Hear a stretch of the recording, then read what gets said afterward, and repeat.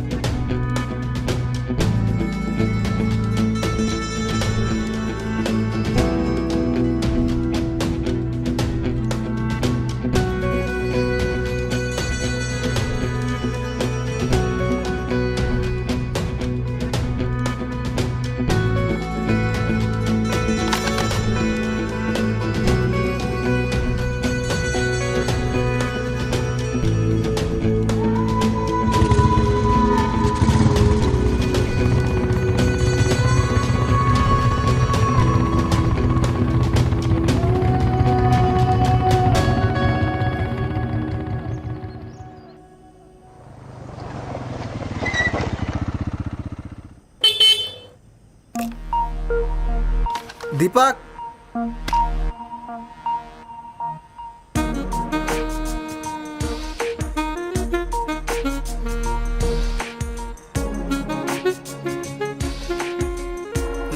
నమస్తే. అది దీపక్.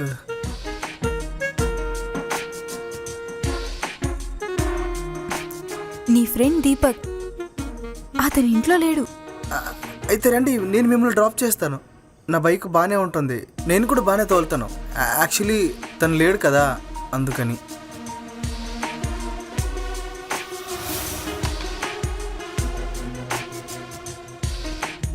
ఇప్పుడు షాప్ లేకపోతే వెళ్ళడం వల్ల ఉపయోగం ఏంటి?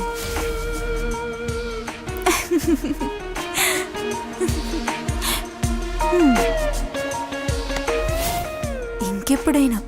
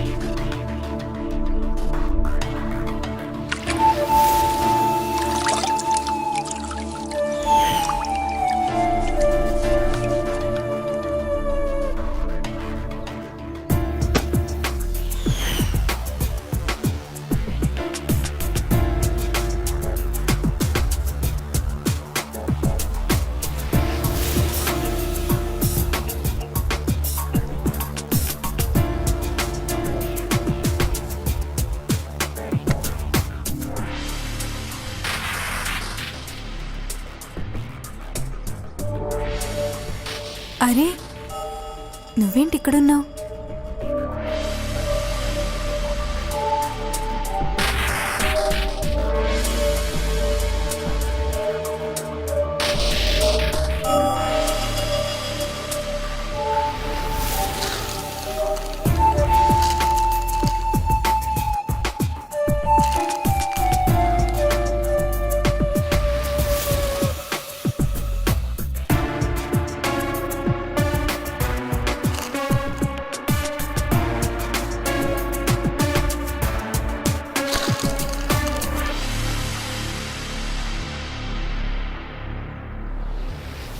అరే ఏమైంది? కారం పడిందా? కళ్ళు తెరువు ఒకసారి.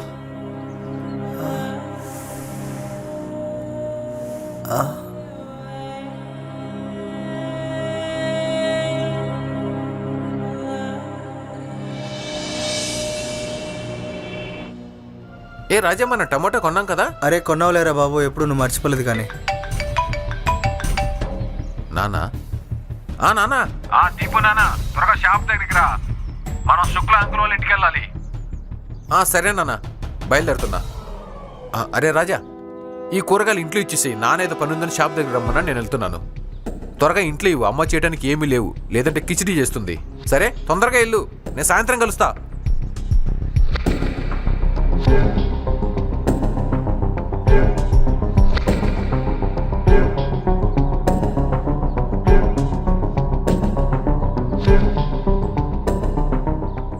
రాజు, ఓ రాజు,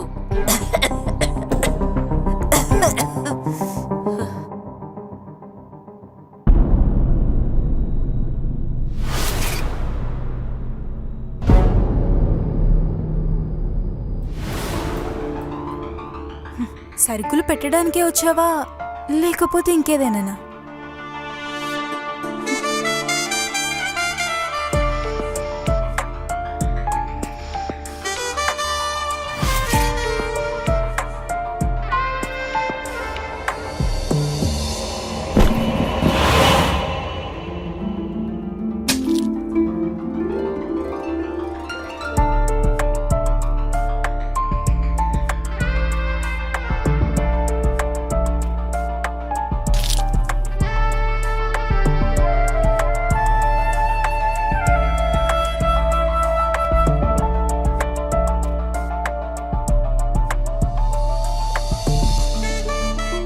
తెలుసా, తీపి కీర్లో యాలకుల గింజ పంటిమ చేరుకున్నప్పుడు దాని రుచి ఇంకా పెరుగుతుంది.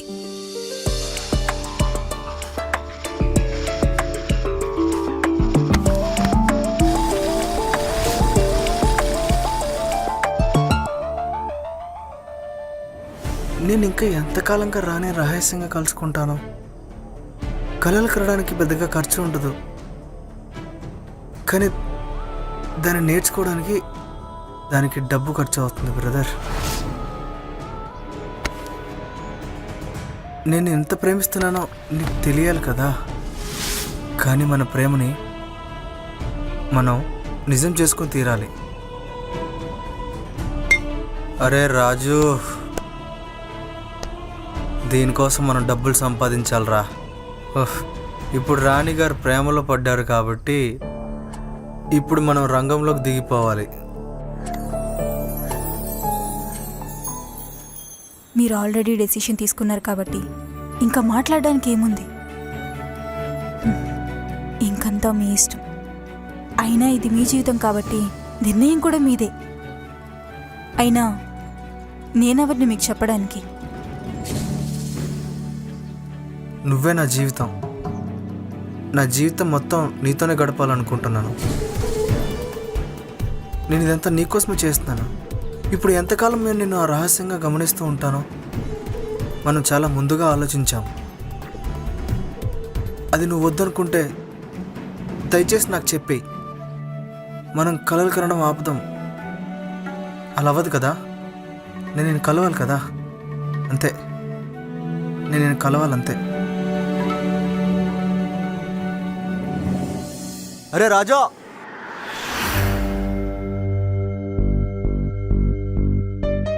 అరే నువ్వు వెళ్ళిపోయావని చెప్పారు. అరే నాకు చెప్పకుండా ఎలా వెళ్తావు? అరే నాకు చెప్పకుండా వెళ్తావా? నీకోసం ఇల్లంతా వెతికి వెతికి ఇక్కడికి వచ్చాను. అసలు ఏమైందో చెప్పు. బ్రో, బైక్లో డబ్బులు కొట్టించుకోవాలన్నా డబ్బులు కావాలి, అంతే. డబ్బులు సంపాదించడానికే నేను మామయ్యకి అమ్మమ్మకి చెప్పి మిమ్మల్ని వెతుక్కుంటూ వెళ్ళాను. అప్పుడు నువ్వు కనపడలేదు. వెళ్తా మరి.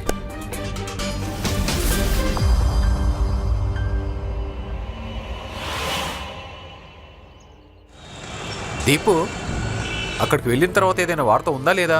అతను వెళ్ళి చాలా రోజులైంది. మీరు మాట్లాడుకుంటున్నారా లేదా? ఇంతకు ముందు ఒకసారి అయింది అంతే, ఇబ్బందిగా 30 సెకండ్లలో. కొద్దిగా అటు ఇటుగా అయింది. తర్వాత కాల్ చేస్తానన్నారు, ఫోనే రాలేదు. అలానా? సరే, అతను అక్కడే ఉన్నాడుగా, అదే పెద్ద విషయం.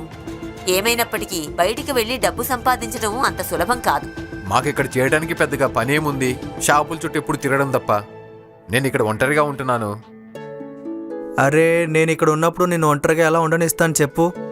రాజా, ఏ రాజా, నీకు నూరేళ్ళు. నీ గురించే మాట్లాడుకుంటున్నావు. ఆ? చల్లగా ఉండు నాయనా. నమస్కారం మామయ్య. మామయ్య ఇది నీకోసం, బామ్మ ఇది మీకోసం. ఇప్పుడు అవెందుకు తెచ్చావు? నా కోసమేది? అరే యార్ నీకోసం తీసుకురావడం మర్చిపోయాను, కానీ నేను హామీ ఇస్తున్నా నీకోసం నెక్స్ట్ టైం ఖచ్చితంగా తెస్తాను మై ఫ్రెండ్. ఏ జోక్ చేశాను రాజా, నా కోసం నువ్వు వచ్చావు కదా, అదే పెద్ద బహుమతి. ఇక్కడ పెద్ద అబద్ధం ఏంటంటే బయటికి వెళ్ళిపోయారంటే మనుషుల్ని మర్చిపోతారు. లేదు, సరేరా కూర్చో, తిందాం.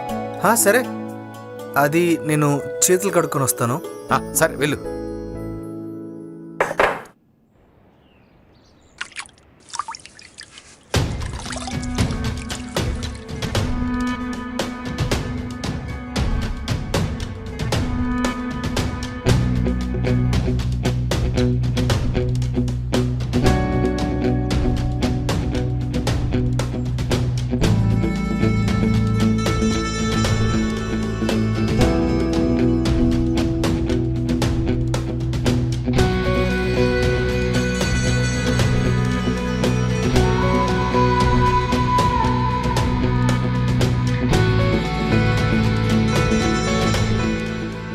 నేను ఇక్కడి నుంచి త్వరలోనే తీసుకెళ్తాను.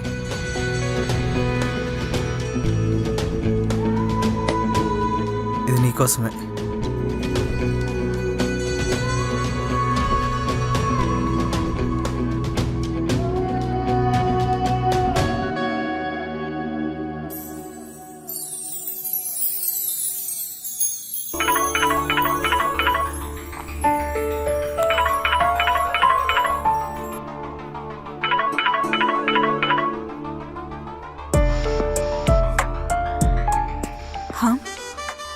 చెప్పు. అయినా లిప్స్టిక్ కొంచెం ఎర్రగా అయినట్టు అనిపిస్తుంది. అరే లిప్స్టిక్లో ఎరుపు మాత్రమే ఉంది. నీ పెదవులు తాకిన తర్వాత నాకు చాలా ఆనందంగా ఉంది, కానీ వాటిని దగ్గర నుంచి చూసి చాలా కాలం అయింది కదా, కాబట్టి నాకు తెలీదు. అవునా? అయితే మరి కొన్ని చెవి పోగులు కూడా చూడొచ్చు కదా, అవి కూడా నాకు చాలా బాగుంటాయి. అనిపిస్తుంది నా ముఖానికి అవి ఇంకా బాగుంటాయని. మళ్ళీ అదే మాట. చెవి పోగులు మారుతూనే ఉంటాయి, కానీ అవి సరిపోయే చెవులు ముఖాలు అందరికీ ఉండవు కదా. అయితే నా ముఖాన్ని మీరు ఎప్పుడు దగ్గరగా చూస్తారు? తొందరలోనే వస్తాను. ఈసారి నేను గ్రామానికి వచ్చినప్పుడు దీపక్ని నాతో పాటు సిటీకి తీసుకొస్తాను, కాబట్టి నేను అతనితో ఎక్కువ సమయం గడపాల్సిన అవసరం ఉండదు. అది ఇప్పుడు కేవలం ప్రదర్శన కోసమైనా ఒక ఫ్రెండ్గా అతనితో నేను ఎక్కువ టైం గడపాల్సి వస్తుంది. దానివల్ల నేను నీతో ఉండడానికి అసలు కుదరట్లేదు. ఇప్పుడు అతను దూరంగా ఉంటాడు, కాబట్టి మనిద్దరం కలిసి హ్యాపీగా టైం స్పెండ్ చేయొచ్చు. ఏమంటావు? ఇది నువ్వు నాకు దగ్గర అవడానికి ఇది ఒక కొత్త ఐడియా. ఇది నీకు అర్థమైంది అనుకుంటా. కానీ ఇంట్లో ఎవరూ దీనికి అంగీకరించరు. దీపక్ లేకుండా ఇక్కడ ఎవరూ ఉండలేరు, వాళ్ళ అమ్మమ్మ వాళ్ళ నాన్న కూడా. మరి నా సంగతి ఏంటి? నువ్వు లేకుండా నేనేం చేస్తాను? నువ్వు ఎప్పుడైనా దీని గురించి ఆలోచించావా? నువ్వేం చేయలేకపోతే అప్పుడు నువ్వు మౌనంగా ఉండు, నేను అందరినీ ఒప్పిస్తాను. నేను వస్తున్నాను.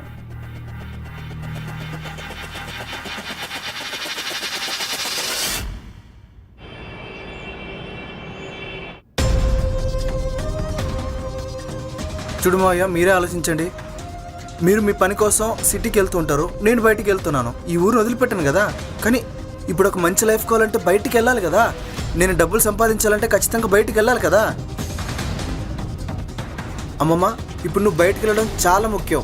నీ ప్రేమ కోసం వాడి భవిష్యత్తును పనంగా పెట్టకు. కొన్నిసార్లు ఇద్దరిలో ఎవరో ఒకరు వస్తూ ఉంటాం కదా. దీపక్, నువ్వు చెప్పు, నువ్వు బయటికి వెళ్ళడం నీకు ఇష్టం లేదా? అంటే నువ్వు డబ్బులు సంపాదించాలనుకోవట్లేదా? రాజా, బయటికి వెళ్ళాలని ఎవరు అనుకోరు. వెళ్ళటానికి నేను రెడీగా ఉన్నాను. విషయం ఏంటంటే అమ్మ నాన్న నానమ్మ ఒంటరైపోతారు. అరే నువ్వు ఒంటరిగా ఎందుకుంటావు బాయ్, నేను వస్తూ పోతూ ఉంటాను కదా. కొన్నిసార్లు నువ్వు వస్తావు, కొన్నిసార్లు నేను వస్తాను. యాజ్ ఏ ఫ్రెండ్గా చెప్పేది అదే కదా. ఇప్పుడు నీ గురించి నేను కాక ఇంకెవరు ఆలోచిస్తారు చెప్పు. పంపించడంలో ఎలాంటి ఇబ్బంది లేదు, కానీ విషయం ఏంటంటే అమ్మ ఎప్పుడు వాడి గురించి ఆలోచిస్తూనే ఉంటుంది. కానీ నువ్వు కూడా అక్కడే ఉంటావు కదా, ఆలోచించాల్సిన అవసరమే ఉండదు. మేమంతా బాగానే ఉంటాం, కానీ వాళ్ళమ్మని ఒకసారి అడగండి. అవునమ్మా, అందులో నాకేం ప్రాబ్లం లేదు. ఎలాగో ఇంట్లో ఖాళీగా కూర్చుంటున్నాడు కదా, బయటకు వెళ్ళి భవిష్యత్తు చూసుకుంటే చాలా బాగుంటుంది కదా. మరి ఇక్కడ అతను చేయడానికి ఇంకేముంది, అతను వెళ్ళనివ్వండి. ఇంకేముంది, ప్రాబ్లం సాల్వ్. అరే ఇప్పుడు పని చేయి, నువ్వు ఫటాఫట్ బట్టలు సర్దేసుకో. రేపు పొద్దున్నే మనం బయలుదేరదాం. నీతో పాటు నేను వచ్చేస్తా. నువ్వు ఒక పని చేయి, ఈ నైట్ నువ్వు ఇక్కడే ఉండు, రేపు ఉదయం కలిసి మనం వెళ్దాం. అది కూడా నిజమే.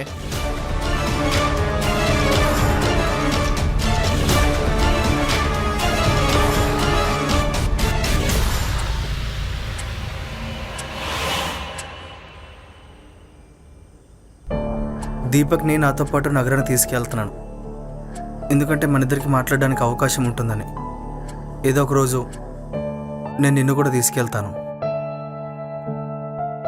నేను నిన్ను చాలా ప్రేమిస్తున్నాను రాణి.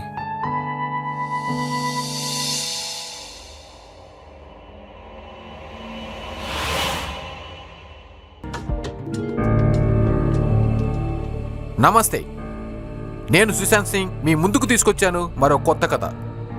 చాలా సంబంధాలు పనంగా పెట్టే కథ.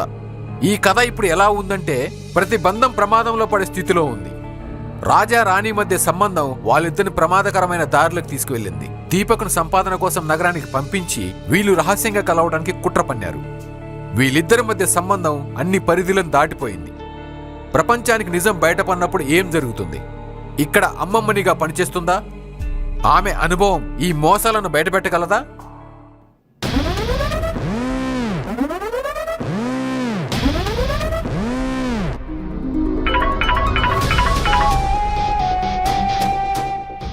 హలో, నువ్వు ఎక్కడున్నావు? నేను బాత్రూంలో ఉన్నాను. అయినా ఇన్నిసార్లు ఫోన్ చేయాల్సిన అవసరం ఏమొచ్చింది? నాకేం అర్థం కావట్లేదు. నువ్వు ఇదంతా ఎందుకు చేస్తున్నావు? నాకు ఇక్కడ చాలా ఇబ్బందిగా అనిపిస్తుంది. నాకేం తెలీదు, నేను నీ దగ్గరకు వచ్చేస్తున్నా. అరే వద్దొద్దు, ఇక్కడికి ప్రతిసారి వస్తుంటే అందరికీ అనుమానం వస్తుంది. అసలు నేను ఎప్పుడు వచ్చాను చెప్పు. అంటే నేను మీ భర్త ఇంట్లో లేనప్పుడు వచ్చానా, లేదా నీ కొడుకు కొరియర్ డెలివరీ చేస్తున్నప్పుడు నేను పార్సల్ తీసుకుని ఇంటికి వచ్చానా? అరే నేను ఎప్పుడైనా రావాలనుకున్నప్పుడు నేను రాలేను కదా.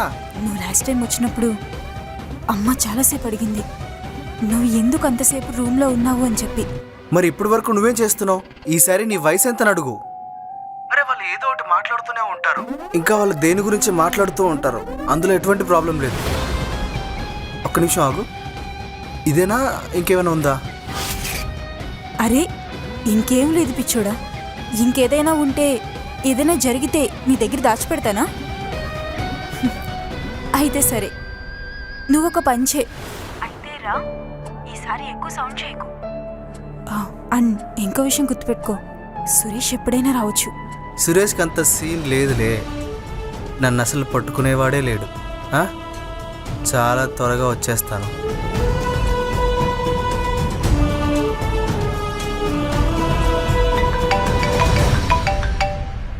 రాజా, చెప్పు రాజా. దీపక్, నాకు అర్జెంటుగా వేరే ముఖ్యమైన పని వచ్చింది, అందుకే 3-4 రోజుల్లో వచ్చేస్తాను. అరే ఇంత త్వరగానా? ఇంతకు ముందే కదా వెళ్ళావు. సరే ఓకే, ఇంటికి వెళ్తావు కదా. ఇంటికి వెళ్ళాలని ఉంది కానీ కుదరట్లేదు. అక్కడికి వెళ్ళాక ఫోన్ చేస్తాను. సరే దీపక్, నా బస్కి టైం అవుతుంది, నేను వెళ్ళాలి. నేను తర్వాత మాట్లాడతాను, ఓకేనా?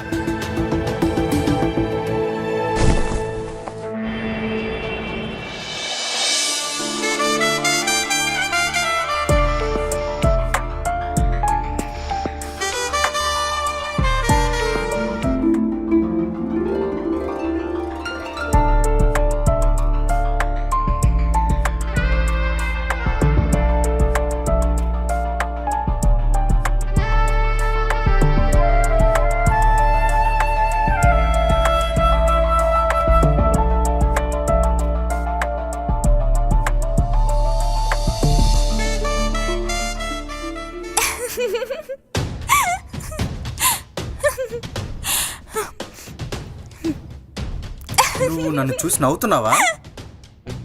నేను నిన్ను ప్రేమిస్తున్నాను. అన్ని చేష్టలు చూసి నాకు చాలా నవ్వొస్తుంది. అయినా తెలుసా, నువ్వు చాలా మొండోడివి.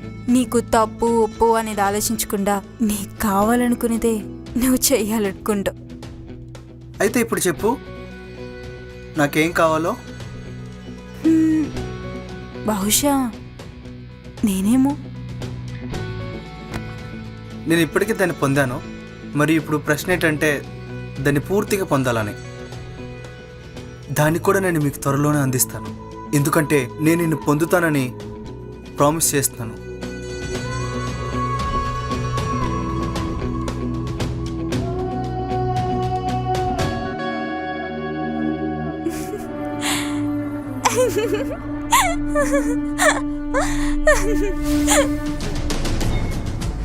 ఏంటి వీళ్ళిద్దరూ నవ్వుతూ జోక్ చేస్తూ రోజంతా మాట్లాడుకుంటూ, పైగా అతనేంటి రోజంతా ఆమె గదిలోనే గడుపుతూ ఉన్నాడు. ఏంటో ఇది. రాణి దీపక్ స్నేహితుడని, అతనికి ఒక కుటుంబం ఉందని మర్చిపోయి ఉంటుంది. ఎంత సిగ్గులేనితనం.